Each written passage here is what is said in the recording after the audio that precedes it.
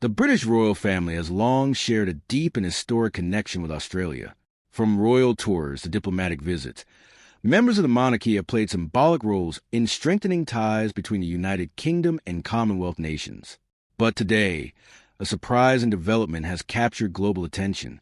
In a move that few saw coming, Australia's Parliament has reportedly voted to recognize Catherine, Princess of Wales, as an official royal representative for major ceremonial engagements tied to the Commonwealth nation. The decision has sparked excitement, debate, and intense curiosity about what it means for the future of the monarchy's role in Australia. Supporters say it reflects Catherine's growing influence and popularity, while critics are asking how such a move fits into Australia's ongoing discussions about becoming a republic. To understand why this development is making headlines around the world, it's important to look at Catherine's unique relationship with Australia and the role she has quietly built within the royal family. Catherine, Princess of Wales, has become one of the most admired and trusted figures within the monarchy. Since marrying Prince William, she has steadily built a reputation for dedication, diplomacy, and a calm, modern approach to royal duties. Her focus on early childhood development, mental health awareness, and community engagement has earned respect not only in the United Kingdom, but across the Commonwealth. Australia has always had a special place in Catherine and William's royal journey. One of their earliest and most memorable international tours as a married couple was their visit to Australia and New Zealand in 2014. The trip was widely viewed as a success, drawing huge crowds and enthusiastic support from Australians who were eager to see the young royal couple in person. Images of Catherine meeting families, speaking with community leaders, and interacting warmly with children quickly spread across the media. Many commentators noted that she possessed the same natural connection with the public that once defined Princess Diana. Since that tour, Catherine's popularity in Australia has continued to grow. Polls conducted over the years have frequently ranked her among the most admired members of the royal family among Australians. Her calm demeanor, graceful public presence, and focus on meaningful social causes have helped her stand out in an era when the monarchy itself faces increasing scrutiny. So, why would Australia's Parliament consider recognizing her as an official royal representative? Supporters of the idea argue that Catherine represents a modern face of the monarchy that resonates with younger generations. At a time when debates about the future of the Commonwealth are becoming more prominent, having a respected and widely admired royal figure act as a symbolic bridge between nations can help maintain cultural and diplomatic ties. Those backing the move say that Catherine's involvement could bring renewed attention to charitable initiatives, education programs, and cultural partnerships between Australia and the United Kingdom. They also believe her presence could strengthen the Commonwealth's image as an evolving institution that reflects modern values. Within royal circles, Catherine's increasing responsibilities have already been noticeable. Over the past several years, she has taken on more leadership roles within royal initiatives and represented the monarchy at major international events. Her work through the Royal Foundation, particularly in the area of early childhood development, has been recognized globally. Many royal observers believe this expanded recognition by Australia reflects what has been happening behind the scenes for some time. Catherine is no longer simply the supportive spouse of the future king. She has become a central pillar of the monarchy's future strategy. However, the development is not without controversy. Australia has been engaged in ongoing discussions about whether the country should remain a constitutional monarchy or transition into a republic. Several political leaders and public figures have argued that Australia should eventually have its own head of state rather than recognizing the British monarch. For critics, the idea of formally recognizing a member of the British royal family in an official representative role raises questions about national identity and sovereignty. Some argue that the focus should instead be on strengthening Australia's independent political institutions. Despite these debates, supporters say the move does not change Australia's constitutional structure.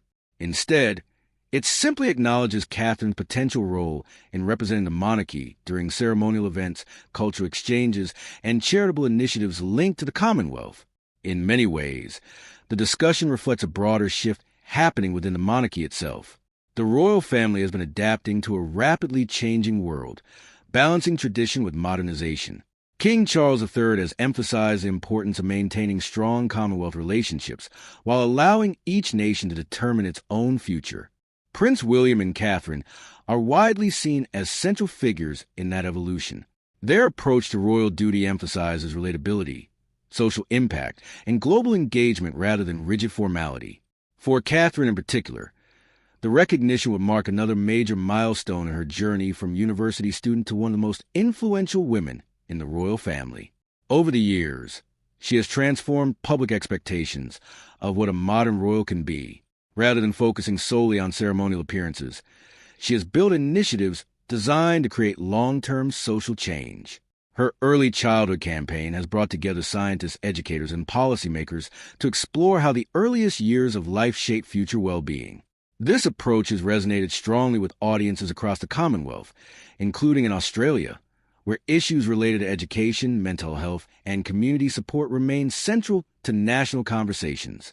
Royal commentators also note that Catherine's diplomatic style is particularly suited to international representation.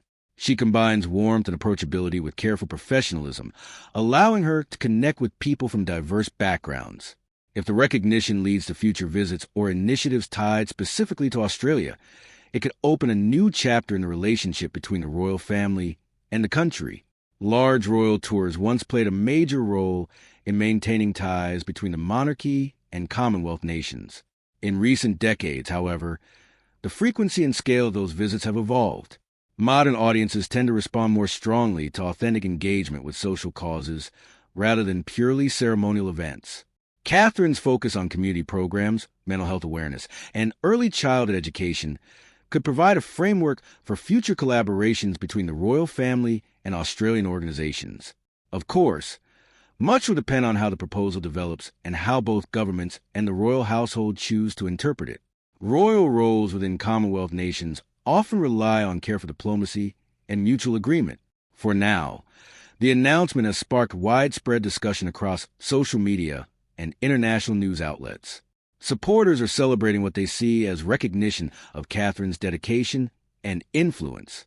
Others are watching closely to see how the development fits within Australia's broader political conversation about its constitutional future. What remains clear is that Catherine's role within the monarchy continues to grow. As the Princess of Wales prepares for the day when Prince William becomes king, her responsibilities are expanding in ways that reflect both tradition and modern expectations. Many royal watchers believe that the next generation of the monarchy will rely heavily on figures like William and Catherine to maintain relevance in a rapidly changing world.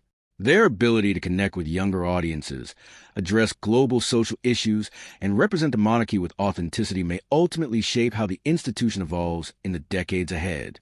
For Australia, the conversation sparked by this parliamentary vote touches on deeper questions about history, identity, and the nation's place within the Commonwealth.